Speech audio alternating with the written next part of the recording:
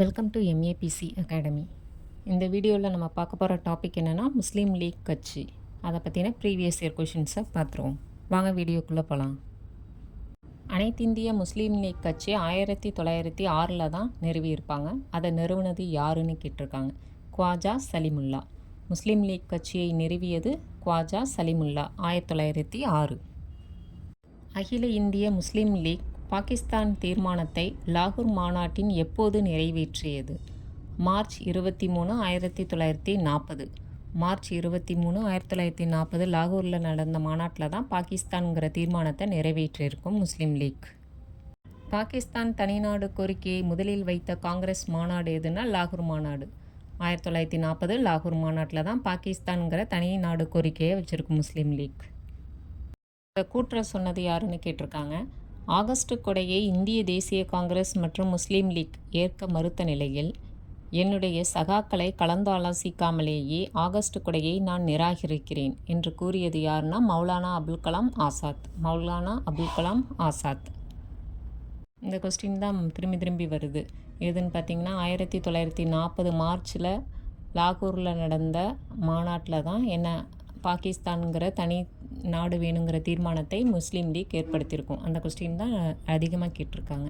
1940 மார்ச்சின் போது அகில இந்திய இஸ்லாமிய கூட்டமைப்பு பாகிஸ்தான் தீர்மானத்தை எந்த அமர்வில் கொண்டு வந்ததுன்னா லாகூர் அமர்வில் கொண்டு வந்தது.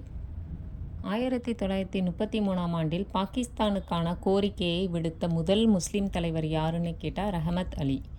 தனியாக பாகிஸ்தான்னு ஒரு நாடு வேணும்னு கோரிக்கையை விடுத்தது யாருன்னா ரஹமத் அலி. பாகிஸ்தான் பிரிவினை கோட்பாட்டை முதலில் கூறியவர் யார்னா முகமது இக்பால். பாகிஸ்தான் பிரிவினை கோட்பாட்டை முதலில் கூறியது யாருன்னா முகமது இக்பால். ஹிந்துக்களும் முஸ்லீம்களும் இந்தியா என்ற அழகிய மணப்பெண்ணின் இரு கண்கள் அப்படின்னு சொன்னது யாருன்னா சர் சையத் அகமது கான். இந்துக்களும் முஸ்லீம்களும் இந்தியா என்ற அழகிய மணப்பெண்ணின் இரு கண்கள் என சித்தரித்தவர் சர் சையத் அகமது கான். பின் வருவனவற்றுள் எது பத்தியில் சிறப்பாக குறிப்பிடப்பட்டுள்ளதுன்னு கேட்டிருக்காங்க.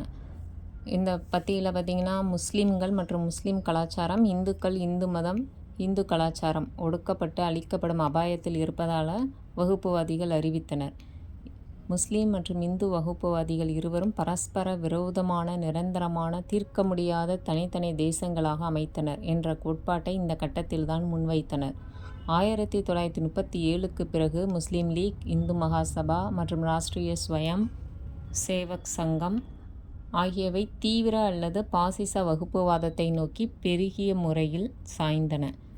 இந்த பத்தியில் வர லைன் எதுன்னு கேட்டிருக்காங்க. ஆப்ஷன் பி, முஸ்லீம் லீக், இந்து மகாசபா மற்றும் ராஷ்ட்ரிய ஸ்வய சேவக் சங்கம் ஆகியவை பாசிச வகுப்புவாதத்திற்கு காரணமாக இருந்தன. Option B. டெல்லியில் நடைபெற்ற முஸ்லீம் லீக் கூட்டத்தில் 14 அம்ச திட்டத்தை முன்னிலைப்படுத்தியவர் யார்? முகமது அலி ஜின்னா.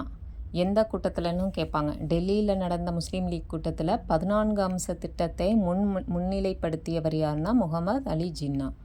பாகிஸ்தான் அல்லது பாகிஸ்தான் என்ற பெயரை பஞ்சாபை சேர்ந்த கேம்பிரிட்ஜ் பல்கலைக்கழக மாணவர் சூட்டினார். அவருடைய பெயர் என்னென்னா சௌத்ரி ரஹமத் அலி. பாகிஸ்தான்கிற பேரை வச்சது யாருன்னா ரஹமத் அலி. அவருடைய ஊர் பஞ்சாப். அனைத்திந்திய முஸ்லீம் லீக் பற்றிய பின்வரும் கூற்றுகளில் எது சரியானதுன்னு கேட்டிருக்காங்க. எல்லைப்புற மாகாணங்கள் மற்றும் பலுச்சிஸ்தான் உடனடி சீர்திருத்தங்களை அமுல்படுத்த வேண்டும். அவங்களுடைய நோக்கம் அது கிடையாது, சீர்திருத்தங்களை மேற்கொள்கிறது கிடையாது, அரசியல் உரிமைகளை பாதுகாத்து மேம்படுத்துவது. அப்போ ஆப்ஷன் 2 கரெக்டு. முஸ்லீம்களின் அரசியல் உரிமைகளை பாதுகாத்து மேம்படுத்துவது அவங்களுடைய நோக்கமாக இருந்துச்சு. அதற்கப்புறம் பார்த்திங்கன்னா இந்தியாவில் உள்ள முஸ்லீம்கள் மற்றும் பிற சமூகங்களுக்கு இடையே நட்பு உணர்வுகளுடன் எதிராக நடத்தல். நட்பு உணர்வுகளுக்கு எதிராக நடத்தலில் அவங்களுக்கு தனி நாடு வேணும் அப்படிங்கிற கோரிக்கையை முன் வச்சு தான் எல்லா பிரச்சனையுமே வந்திருக்கும். அதனால் ஆப்ஷன் 3யும் கிடையாது.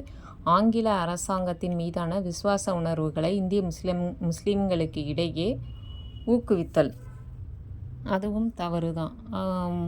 விசுவாச உணர்வுகளை இந்திய முஸ்லீம்களுக்கிடையே ஊக்குவிக்கணுங்கிற அந்த நோக்கம் கிடையாது. அப்போ ஆப்ஷன் 2 மட்டும்தான் வரும்.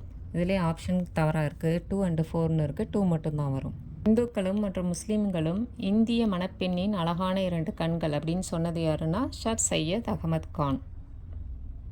1937ஆம் ஆண்டு தேர்தலில் முஸ்லீம் லீக் பெற்ற முஸ்லீம் வாக்குகளின் மொத்த வாக்கு சதவீதம் எத்தனைன்னு கேட்டிருக்காங்க. 4.8.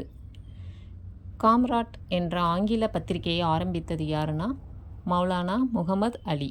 மௌலானா முகமது அலி தான் காம்ராட்டுங்கிற ஆங்கில பத்திரிகையை ஆரம்பித்தது. இந்து முஸ்லீம் ஒற்றுமையின் தூதுவர் என சரோஜினியால் புகழாரம் சூட்டப்பெற்றவர் யாருன்னா முகமது அலி ஜின்னா. 1937 47 வரையிலான காலம் பாகிஸ்தான் இயக்கம் ஒன்று சேர்ந்து வந்த தருணமாகும். முஸ்லீம் லீக்கும் மக்கள் ஆதரவை பெற்றிருந்தது. சரி, கூற்றும் சரி. நவீன பாகிஸ்தானில் அரசியல் மற்றும் மத கருத்துக்கள் ஒன்றிணைந்து இருந்தன.